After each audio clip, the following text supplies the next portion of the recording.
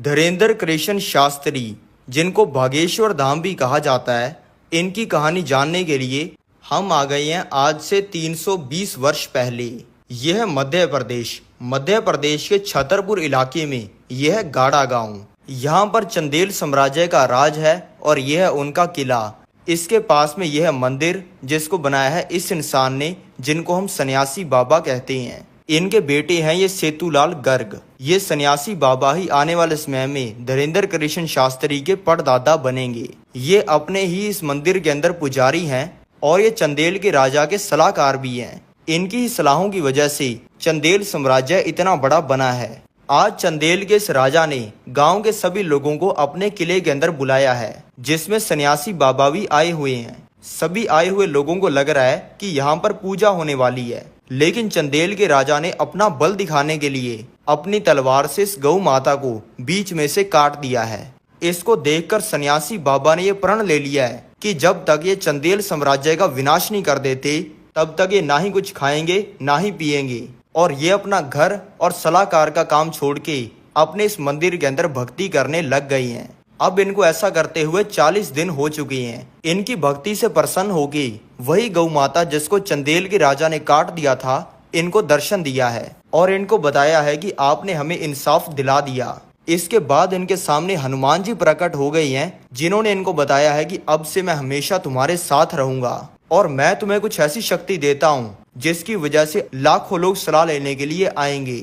ये होते ही इनका बनाया हुआ आम सा मंदिर भागेश्वर धाम मंदिर बन गया है। अब इनके अंदर शक्ति आ गई है लोगों के दिमाग को पढ़ने की। इन्होंने शक्ति से लोगों का भला करने के लिए लोगों के दिमाग को पढ़कर उनको सही सलाह देनी शुरू कर दी है। इससे इनके पास में हजारों लोग आने शुरू हो गए हैं और कुछ ही दिनों के अंदर चंदेल साम्राज्य का नामो निशान मिट गया है। अब इनको ये चीज करते हुए कई साल हो गए हैं और इनका शरीर बूढ़ा हो गया है। आजकल ये अपने ध्यान की शक्ति से भगवान के संसार के अंदर भी चले जाते हैं, जिसके सामने इनको ये संसार फीका लगता है, जिसकी वजह से इनको अपना ये शरीर बोझ लगता है। आज इन्होंने अपनी सारी शक्तियां और सिद्धियां अपने बेटे सेतुलाल गर्ग को दे दी हैं और ये बन गए हैं दादा गुरु। आज सन्यासी बाबा अपना शरीर छोड़ने वाले हैं। इसके लिए इन्होंने अपने सारे भक्तों को बुलाया है और सबके सामने इनकी आत्मा इनके शरीर से बाहर निकल गई है और इन्होंने जीवित समाधि ले ली है। अब इनकी इस परंपरा को आगे बढ़ाएंगे इनके बेटे दादा गुरु। दादा गुरु के 3 बेटे हैं जो कि अपनी फैमिली के साथ इस घर में रहते हैं। दादा गुरु के बेटे हैं ये राम कृपाल महाराज, जिनके 2 बच्चे हैं। आज 4 जुलाई 1966 को इनके घर पे जन्म हुआ है ये धीरेंद्र कृष्ण शास्त्री जी का, जिनको ये सभी प्यार से धीरेंद्र कहते हैं। 5 साल की उम्र में इनको लगा दिया गया है गांव के स्कूल में, लेकिन अब 10 साल के होते ही घर की गरीबी की वजह से इनको स्कूल छोड़ना पड़ गया है। धीरेंद्र कृष्ण शास्त्री रहते हैं इस 20 फुट लंबे और 15 फीट चौड़े कच्चे घर में। इसमें इनके पापा, चाचा, ताऊ और उन सभी के बच्चे मिलाकर 15 लोग रहते हैं। इनके पूरे घर का गुजारा चलता है दीक्षा के ऊपर। इनके घर में सिर्फ ये 1 चूल्हा और ये 5 खाट हैं। रात को घर के सभी बड़े लोग खाट के ऊपर सोते हैं और सभी बच्चे, जिनमें धीरेंद्र कृष्ण शास्त्री भी हैं, खाट के नीचे सोते हैं। इनके परिवार को जो ब्राह्मण होने की वजह से दीक्षा मिलती थी, वो अब मिलनी कम हो गई है और इनके पिता ने काम करना छोड़ दिया है, जिससे अब इनके पास में खाना खाने तक का पैसा नहीं है। अभी ये 10 साल के बच्चे हैं और इनके पड़ोसी ने गांव का पहला टीवी अपने घर पे लगाया है। ये सभी बच्चों के साथ डेली रोज रात को 9 बजे टीवी देखने आते हैं। आज इनको ऐसा करते हुए 14 दिन हो चुके हैं और आज है 15वां दिन। बाकी बच्चे तो 9 बजे टीवी देखने आ गए थे, लेकिन इनको कुछ अर्जेंट काम हो गया था, इसलिए ये पहुंचे हैं 9:15 पे। लेकिन इनके आते ही ये पड़ोसी जिसने अपने घर पे टीवी लगवाया हुआ है, इसने सबके सामने ये बोलकर कि ये गरीब यहाँ पे रोज टीवी देखने आ जाता है, टीवी को बंद कर दिया है। ये होने के बाद ये रोते हुए अपने घर पे आ गई हैं। इनकी माता ने इनसे पूछा है कि बेटा आज बहुत जल्दी आ गई। इन्होंने कहा है कि हाँ, आज लाइट चली गई थी। 2 घंटे छिपकर रोने के बाद इन्होंने ये ठान लिया है कि अब से मैं किसी के घर पे टीवी देखूंगा नहीं, बल्कि टीवी पर आऊंगा। इनका पूरा परिवार ब्राह्मण है, इसलिए ये पूजा पाठ करने के लिए लोगों के घर पे जाते रहते हैं। कई बार जिन लोगों के घर पे टीवी होता है, इनको कह देते हैं टीवी देखने के लिए, लेकिन ये तब भी नहीं देखते हैं। दादा गुरु के पास अगर कोई भी आता है तो वो पहले ही पर्चा बना के रख लेते हैं कि सामने वाला इंसान क्या पूछेगा, और फिर उस इंसान की परेशानी सही हो जाती है। किसी को तो इससे नौकरी मिल जाती है, किसी की बीमारी सही हो जाती है, तो कोई अमीर बन जाता है। इसलिए धीरेन्द्र कृष्ण शास्त्री का सोचना है कि अगर हमें दादा गुरु किसी गड़े हुए धन के बारे में बता दें तो हमारी गरीबी दूर हो जाए। इसलिए आज सुबह 9 बजे ये बागेश्वर धाम मंदिर पहुंच गए हैं, जहां पे इन्होंने गड़े हुए धन के लिए अर्जी लगा दी है और ये भीड़ के अंदर बैठ गए हैं। अब दादा गुरु ने भी इनको बुला लिया है। इन्होंने सबके सामने दादा गुरु को कह दिया है कि तुमने आज तक हजारों लोगों की जिंदगी बदली है, हिम्मत है तो हमारी बदल के दिखाओ। ये सुनते ही दादा गुरु ने इनको रात को आने के लिए कह दिया है। फिर रात को धीरेन्द्र कृष्ण शास्त्री पहुंच गए बागेश्वर धाम मंदिर, जहां पे जाते ही इनके दादा इनका हाथ पकड़ के ले गए इनको हनुमान जी की मूर्ति के सामने। जाते इन्होंने कह दिया कि आज से ये तेरे और तू इनका, और ऐसा कहते इनको भगवान का प्रकाश दिखा। और फिर आखिर में इनके दादा ने इनसे कहा कि तुम यहाँ पे पर्चा बनवाने आए थे, लेकिन अब तुम पर्चा बनाने वाले बन चुके हो। ऐसा होने के बाद ये नहीं है कि इनको सिद्धियां मिल गई हैं। इन्होंने दादा गुरु के कहने पर 2 साल पहाड़ों में जाकर अकेले साधना की है, हिंदू धर्म के दर्जनों ग्रंथ पढ़े हैं और दिन रात संतों की सेवा की है। अब 15 साल की उम्र में, लेकिन इनके परिवार की स्थिति अभी भी गरीबी की है, पर आज इनको खजाना मिलने वाला है। ये किसी काम के लिए आए थे मथुरा, और अब इनको अपने गांव वापस जाना है, जिसकी टिकट खरीदने के लिए ये अभी काउंटर पे आ चुकी हैं। लेकिन यहाँ पे आते इनको पता चला है कि इनकी जेब कट गई है, जिसमें 1100 रुपए और एक नोकिया का फोन था, जिसपे सांप सीढ़ी खेला करते थे। यानी कि अब इनके पास में वापस जाने की टिकट खरीदने का पैसा नहीं है। इन्होंने अपने दिमाग से ही हनुमान जी को सवाल पूछा है कि अब मैं वापस कैसे जाऊं, और आगे से आवाज आई है कि एसी डब्बे के अंदर चढ़ जाओ। ये सुनते ही ये एसी डब्बे के अंदर चढ़ गई हैं। इनको लग रहा था कि यहाँ पे इन्हें सीट मिलेगी, लेकिन सीटें तो सभी भरी हुई हैं। इसलिए ये आके खड़े हो गई हैं ट्रेन के कंपार्टमेंट के पास में। अब एसी डब्बे के अंदर भी चढ़ के एसी का मजा ना ले, ये तो हो ही नहीं सकता। इसलिए ये ट्रेन के डब्बे को बार बार खोल लेती हैं और ठंडी हवा लेकर बंद कर देती हैं, जिसे देखकर ट्रेन में जा रहे एक इंसान ने कंप्लेंट कर दी है और इनके पास में टीसी आ गया है, जिसने आते ही पूछा है कि तुम्हारी टिकट कहाँ पे है।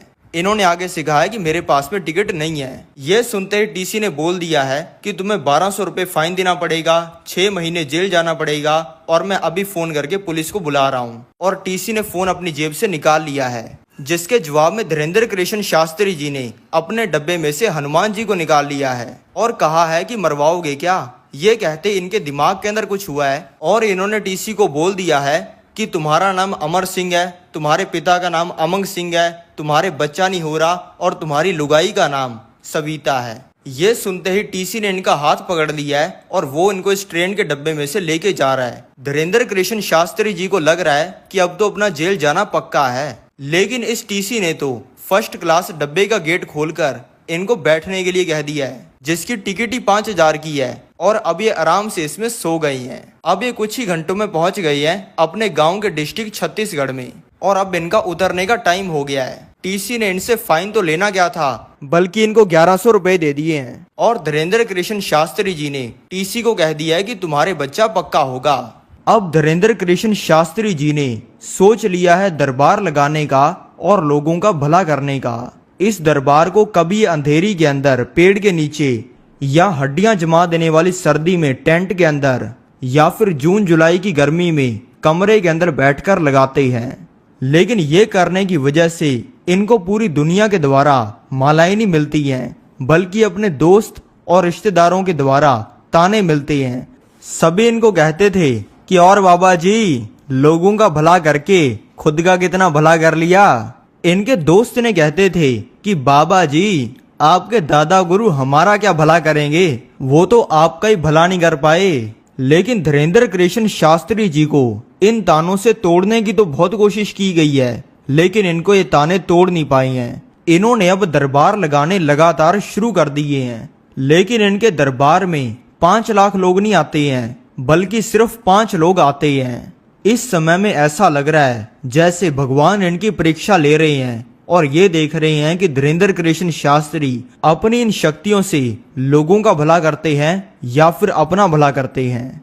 इतनी दिव्य शक्तियां होने के बावजूद ये किसी से 1 रुपया नहीं ले रहे, किसी की समस्या का उसे समाधान बताने के लिए। भले इनके दरबार में आईएएस ऑफिसर आ जाए या फिर मंत्री आ जाए, लेकिन इनके दरबार में पहले पर्ची उसी की लगती है जिसकी पहले पर्ची लगनी चाहिए।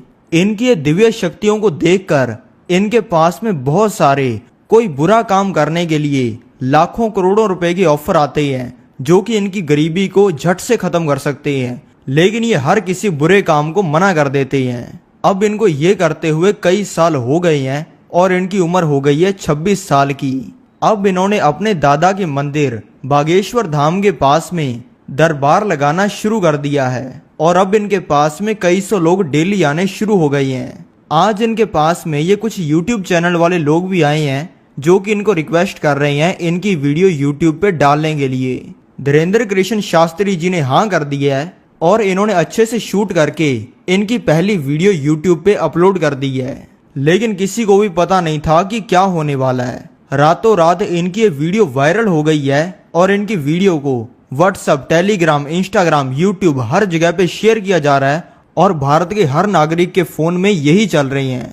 ये देखकर इनके पास में और ज्यादा लोग और मीडिया वाले आने लग गए हैं और देखते ही देखते इनका दरबार बढ़ता जा रहा है। और अब 2024 में धीरेन्द्र कृष्ण शास्त्री जी के बागेश्वर धाम पंडाल में कई बार तो 10 लाख लोग भी आ जाते हैं, जिनको बागेश्वर धाम सरकार प्यार से पागल कहते हैं। और आज भी ये 10 लाख लोगों के सामने वही सेम चीज करते हैं जो कि ये आज से 5 साल पहले 10 लोगों के सामने करते थे। ये सामने वाले इंसान के बोलने से पहले पर्चे पर लिख देते हैं कि आपके घर पे चोरी हुई है, किस इंसान ने चोरी की है, आपकी शादी कब होगी, आपको कौन सी बीमारी है, आपका क्या नाम है। और अगर कोई बागेश्वर धाम सरकार की परीक्षा लेने की कोशिश करता है तो बागेश्वर धाम सरकार वो चीजें भी बता देते हैं जो कि सामने बैठे इंसान के अलावा किसी को नहीं पता होती। बागेश्वर धाम अगर बाहर के देशों के अंदर भी पंडाल लगाते हैं तो वहां पर लाखों की भीड़ आती है। भारत देश में शायद ही ऐसा कोई है जो कि धीरेन्द्र कृष्ण शास्त्री जी को नहीं जानता। मैं चाहता हूं धीरेन्द्र कृष्ण शास्त्री जी अपने सारे सपने पूरे करें और पूरी दुनिया को सनातन धर्म के बारे में पढ़ाए। तो मैं आपसे मिलता हूं अगली वीडियो में।